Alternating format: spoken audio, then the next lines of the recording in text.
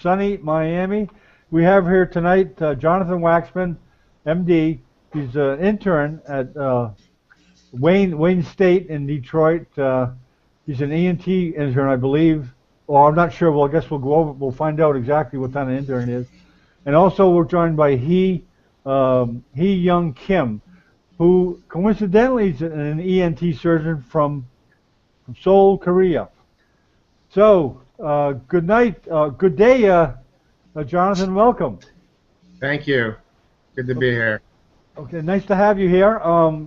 We kind of missed connections last week. Jonathan was on vacation in Colorado, but we're just going to have a general discussion about what Jonathan's doing and his background, etc. And don't be afraid to, if you have a question, just to ask. Okay. Okay. Okay. Okay, Jonathan. Dr. Patel told us that you're a geek like us. Yes. That you love technological stuff, and I like to go over kind of the background of the tech of doctors. When did you first kind of get into computers? Could you tell us about your history with computers? Oh, yeah. Well, I probably first got into computers when I was about 6 years old.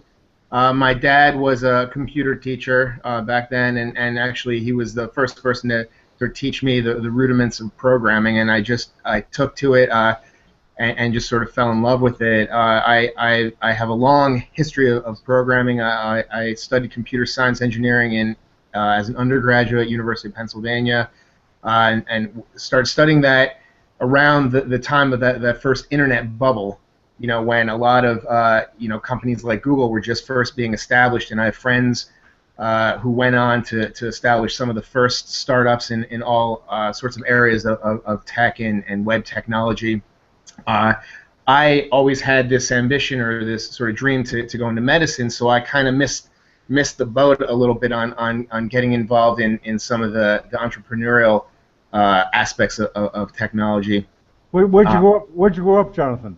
I grew up in New Jersey, in Freehold, New Jersey. Okay. Yeah, and then spent some time in Philly in college and working.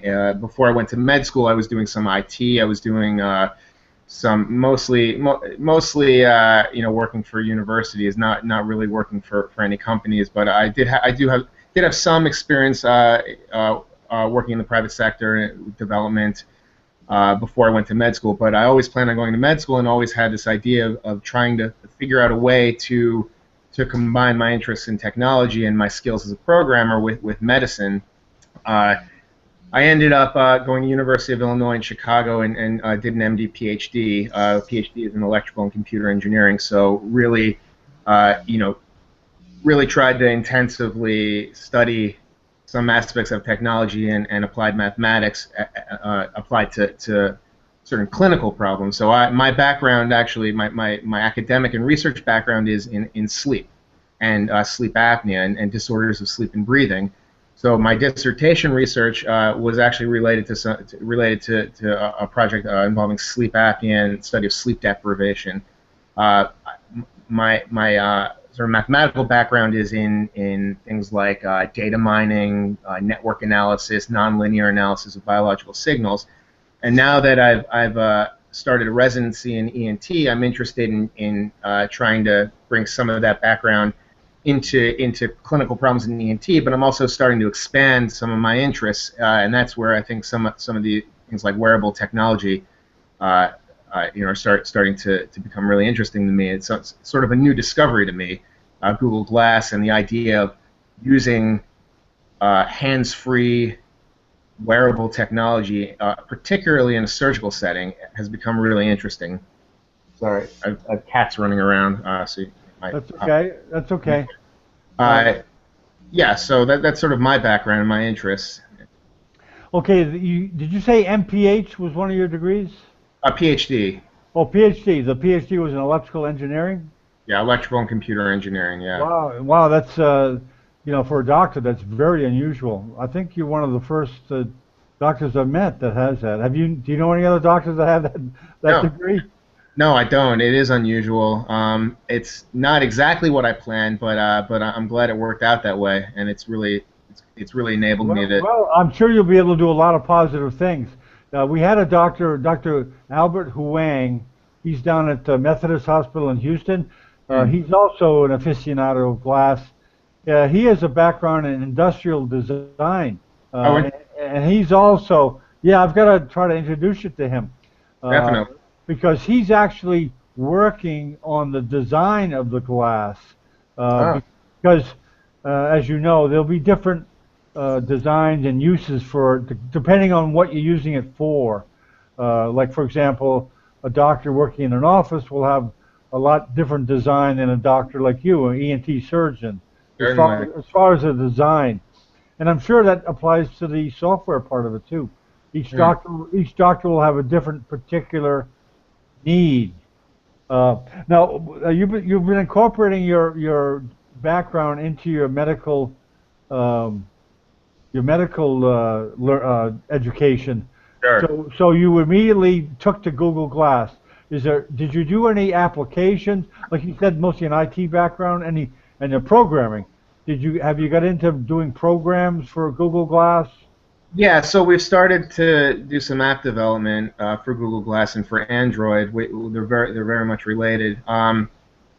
So it actually took about a weekend to pick it up. It's actually if you have a background in programming, it's actually not that hard to pick up development for Android or for Google Glass or for any of these wearable technologies.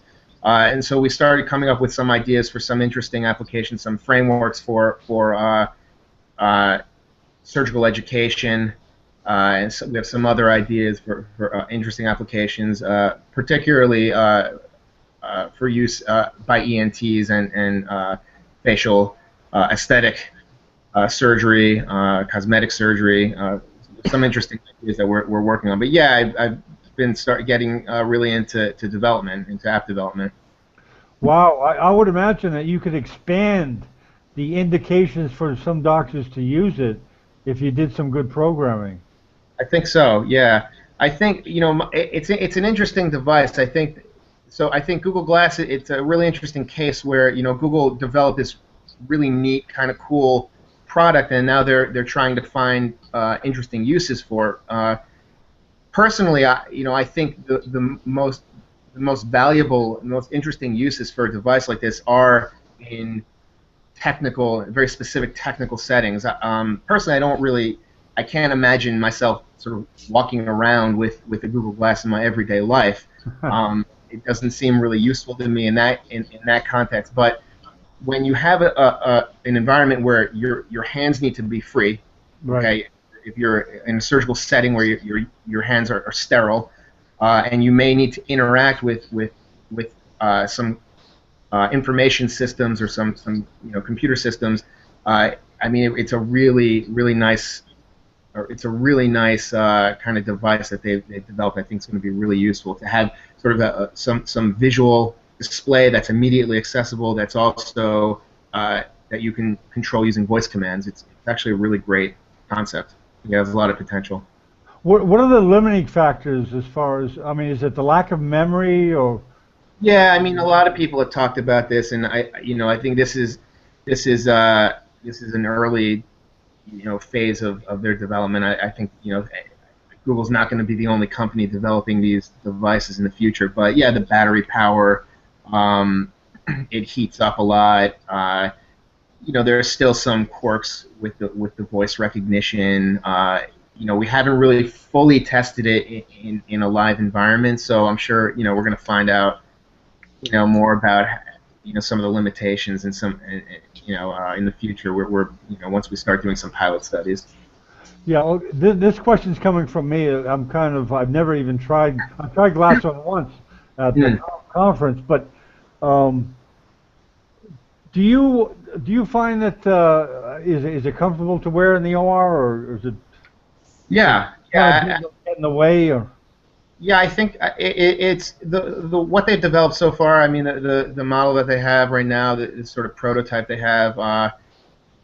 I don't think it gets in the way. I think I think I'm sure it's going to be improved. I know that they have other, they have plans for using, or maybe they're even selling the actual glasses now that incorporate the little extra devices that provide the screen and the CPU and the audio and all that.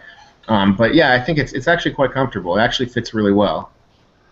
Yeah. Now, can you put, maybe this may be a naive question, but can you put the programs in the cloud and just access the cloud from your connection, from your internet connection on the glass, or that wouldn't work?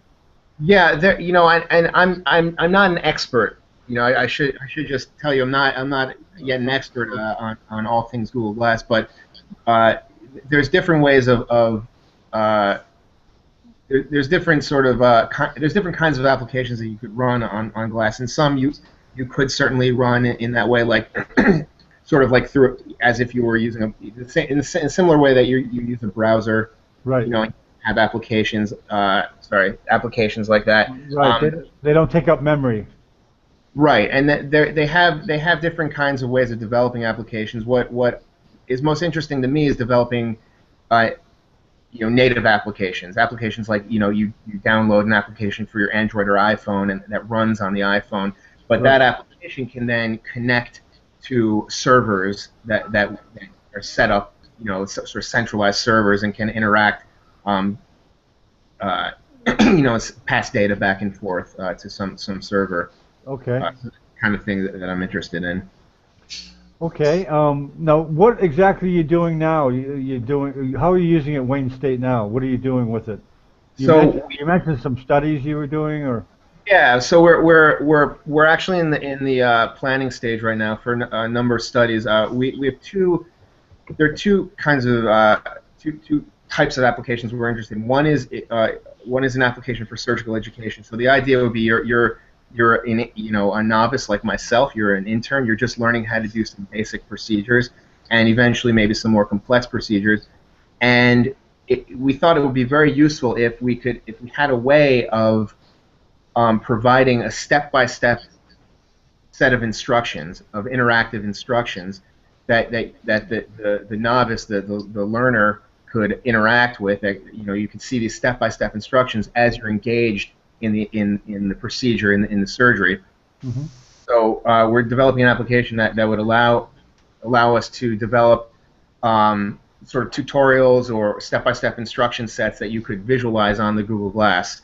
Okay. And you interact with using voice commands. So once you're finished with a step, you can say, okay, I'm ready for the next step. It would then explain the next step to you, and you would have visual information immediately accessible to you while you're actually trying to perform the surgery. At the same time, we want to have some way of an instructor interacting with the students, so the system could track your progress through a procedure, and an instructor could see exactly where you are, how much time you're taking, if you're doing the right thing. They can monitor you, not necessarily from the OR, but from a remote location. Oh, okay. And potentially, yeah. So it's a live feed. Potentially, yeah. That's the idea. Yeah. Okay. And so we have some the start of an app developed for that we plan on piloting soon. We're also interested in just information flow in the OR. So say you're a facial cosmetic surgeon, and you're doing a rhinoplasty or nose job, and you've taken photos before you start, of this person's nose before you actually start the surgery. Well, while you're in the surgery, you might want to access some of those images. If you're doing some other kind of sinus surgery, you might want to access the CT images intraoperatively in a very sort of immediate way, rather than having to look behind you, or sometimes it's just not necessary. The OR is not set up in a really good way to see the images. You can have them immediately accessible. So just having information, visual information, potentially more interactive information, immediately accessible to the surgeon while they're actually involved in surgery is something that we're working on as well. Okay, I'm trying to think of what information might be helpful to a surgeon doing a surgery. I guess, of course, yeah, being monitored, seeing X-ray images. I guess there won't be any need really to see lab values, right, while you're over the patient. Depends on the surgery. Yeah, that's a possibility. Right now, we're thinking of images like for cosmetic surgery. So Okay. might have some. You might have ways of sort of warping those images on the fly, of measuring aspects of facial features that you're actually looking at in real time, things like that. Well, I guess this is a question more for the actual field of ENT versus plastic surgery. Do you guys do rhinoplasties and stuff, Ian, or Oh, is that the domain of plastic surgeons? it's both. Both. Plastic Okay. surgeons do that, and Okay. ENT. Okay. There's an overlap there because you mentioned the cosmetic a couple times. Yeah. Is that the main cosmetic surgery that ENT people do, or is there other cheek Uh, cheek there implant? are, yeah, ENTs can specialize in facial cosmetic surgery. That's one you can pursue a fellowship and specialize in facial cosmetics, as well as reconstructive surgery. So there's a lot of overlap between these fields. Oh, okay. So I guess I probably need to have a better understanding of what cosmetic surgery is. I guess measurements are important for certain landmarks to make sure you got it right. Uh, how Yeah. does how does that fit in there? So Well, why glass would be good for a yeah, cosmetic surgeon? yeah. Now this is something, this is not necessarily something these are just some ideas at this point, but Okay, okay, just you make measurements during surgery. Any kind of surgeon, you're making measurements during the okay. surgery. It would be potentially useful to have those measurements automatically made, potentially over, images overlaying on top of, what you're actually looking at, Oh, okay. real-time The, processing of the, images. the image would be in the Google Glass and overlaid what you're looking at. Yeah, or what you're looking at basically can be captured by the camera, which you can then visualize in the Oh, screen of the Google Glass. Then you can sort of project onto that image whatever you want. You can do all kinds of image processing in real time. So these are things. There are other people working on these. Of course, we're not the only people working on things like this. But these are the kinds of things that I think are getting a lot of attention in the sort of wearable technology world applied to healthcare and applied to surgery. okay. Anything else you guys are doing in as far as the research in the ENT with glass? Well, that's the Th- main one. Those are sort of the main things that we're interested in: surgical education and use of information, use of visual information during surgery. So those are the kinds of things we're interested in, and we're looking to start some pilot projects. Oh, okay. Now your sleep apnea that had nothing to do with Google Glass, right? That was research you did for your PhD. Yeah, who knows? Who knows where that'll go? But yeah, that's sort of a separate interest of mine that I'm pursuing simultaneously. It's just Yeah. it's another tech interest. Yeah, but I think some of the techniques that I used, machine learning, predictive analysis, network analysis, may have some interesting applications in image processing, in learning. If you're looking at an environment, if you're looking at certain kinds of things, if what you can develop image processing tools that can learn about certain features and can learn. I'm just speculating right now, but there may be some connection between some of those methodologies that we've used in the past. Like I mentioned, for instance, recognizing facial features. Um, one way to approach that is to use machine learning. So you can train an algorithm to recognize certain facial features in real time that might be useful for certain kinds of surgical applications. Hmm. Well, do you have any questions? He's command of English is kind of shaky, so That's okay. you have any you have any questions for Jonathan? Uh, no, I don't have. Okay, well, Good lecture. oh yeah, he's a great guy, man. He comes to all these hangouts. He loves the technology. Uh, This is a question that kind of for do ENT doctors do much plastic surgery too, like cosmetic surgery in Korea? yes, in Korea, many ENT doctors have much interest in rhinoplasty and cosmetic surgery.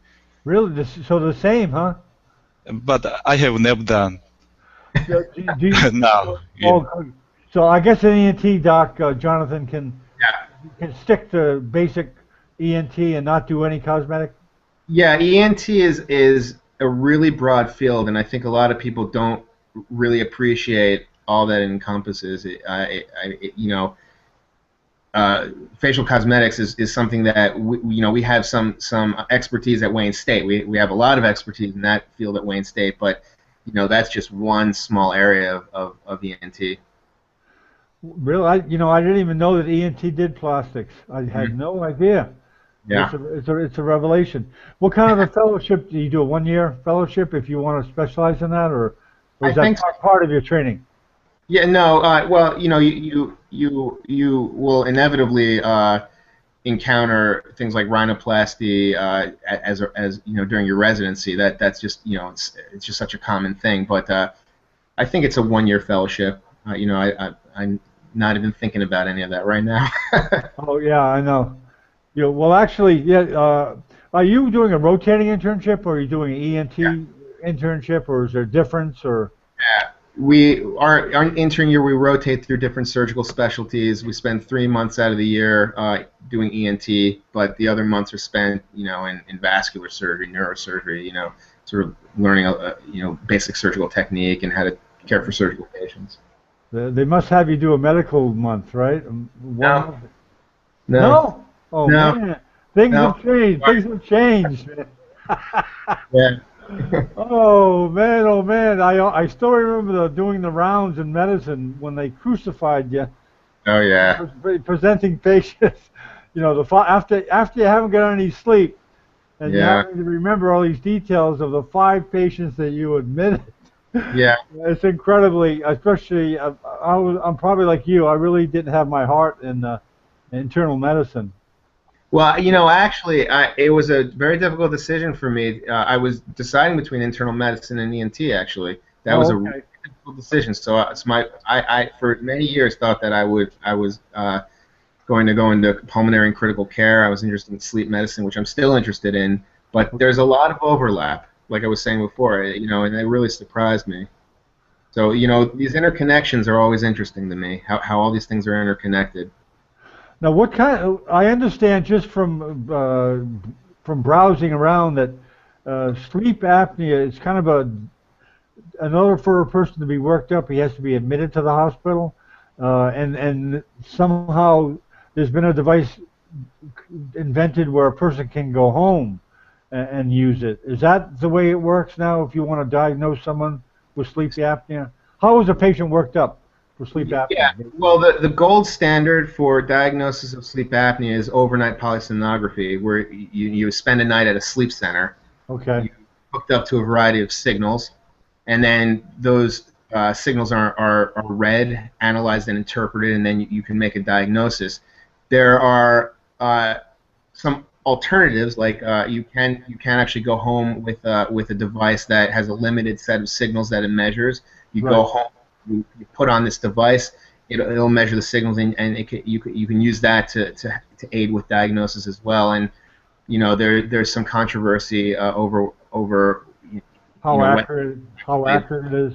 how accurate it is, if it's truly cost effective. It was designed to be cost effective. There's a little bit of debate about that, but the VA uses that kind of technology. Uh, Okay. that's sort of a standard of practice, I believe, at the VA. I think a lot of people are starting to use these portable devices at home, but generally the gold standard is overnight polysomnography in a sleep lab with trained technicians. And it's very expensive, of course. Well, I guess you're probably the only resident that has an interest in sleep apnea, right? That's Yeah. that's not generally that's not generally part of ENT training, right? Oh, it is. It Oh, it is. has become a major part of ENT. Oh, really? I didn't know that. That's Yeah, increasingly so. so if you suspected a person having sleep apnea, they would go to an ENT doc to be Well, not worked up. necessarily. Not necessarily. So most people now probably will see their primary care physician, and they'll be referred to sleep medicine or to or they'll be sent for a sleep study. But people have studied this to some extent, and it's been estimated that around 30% of all patients, that's adults and children who have a sleep disorder, are first seen by an ENT. So, and in addition, ENTs do sleep surgery. We do all sorts of procedures and surgeries to treat sleep apnea. And we also medically manage sleep apnea as well. So it's increasingly a very important subspecialty within ENT. Well, yeah, come to think of it, there's a lot of removal of tissue, right? When you operate on someone with a sleep apnea, is there a gold standard for what you do for that too? You take excise whatever. Well, classically, in the past it was a procedure where you would remove some tissue of the soft palate, the uvula. But today there's a variety of surgical techniques, and the sort of leaders in that field have developed a lot of different approaches. So there's really no one thing. And what we don't know today is what technique, whether medical or surgical, will be the best technique for any individual. It's something that I have some research interest in, trying to figure out, well, given this one person, what's going to be the best treatment for them. We really don't we don't always know. There's not a good way. Should we just manage this with CPAP? Should we give them some kind of device to put in their mouth? Should we do a surgery? If so, which kind of surgery? So it's a pretty complex problem. It's funny we're talking about this because today I ran into a neurologist that it said neurologist sleep medicine, and I thought, well, I guess neurologists handle sleep medicine. So it's also the domain of a neurologist, sleep medicine. Yeah, so it's pulmonologists, okay, neurologists, and psychiatrists, and now ENT. Those are and there are sleep specialists. Oh, okay. So you can become board certified in sleep medicine. In any one of those specialists can then become further specialists. Wow, there's a board certification in sleep medicine. Yeah. I didn't realize that. Wow. Yeah. So that probably means a 1-year fellowship at least, right? I think so. Yeah. And there was for a time a sleep surgery fellowship at Stanford, and I don't know what the status of that is, but it'd be nice if more of those fellowships started to develop around the country. That's pretty unusual. But go ahead. Yeah. Go ahead. Yeah. It's just this is sort of really an emerging field. This is sleep apnea is an epidemic worldwide, so we really need to address this problem. Well, like I said before the show, I wish I was a kid because love tech, and you're probably going to have a lot of places to apply your tech background, hopefully. And I actually think that there should be a specialty of what I call internet medicine, where you have someone like you with a talent for computers that can use that in many areas of medicine, not just ENT, but if they kind of leverage the use, just like orthopedists leverage their use of being very mechanical, and they turn into furthering the field of orthopedics. That's right. And I think the same thing. There's a couple of youngsters I've seen that have a really good computer background, and they've made some real progress in the area of medicine. And I think if maybe they devoted more time, they just did like a fellowship in internet medicine where they just concentrated on how am I going to apply the internet in medicine? What areas, like you probably pick the electrical engineering part, and Albert Huang would be design of devices such as Google or Google Glass. But yeah, I'll give you Albert's. You guys probably have something in common. He's mechanical engineering. You're electrical engineering. Maybe you guys get together and tailor-make Google Glass for particular surgeons. Do you think there would be a difference between the Google Glass worn by, say, an ENT surgeon and the Google Glass worn by an abdominal surgeon? Yeah, definitely. We've talked about this, and I think there's some people who are trying to develop these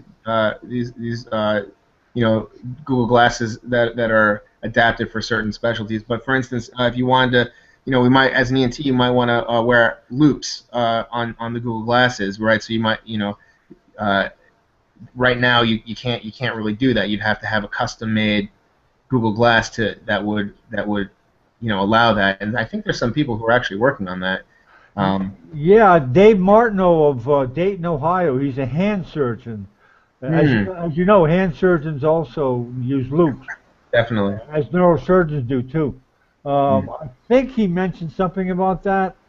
I'll send you the link to the hangout we had with him, and I think he actually, maybe you could even communicate with him. But I'm pretty sure he's involved with doing that, with making.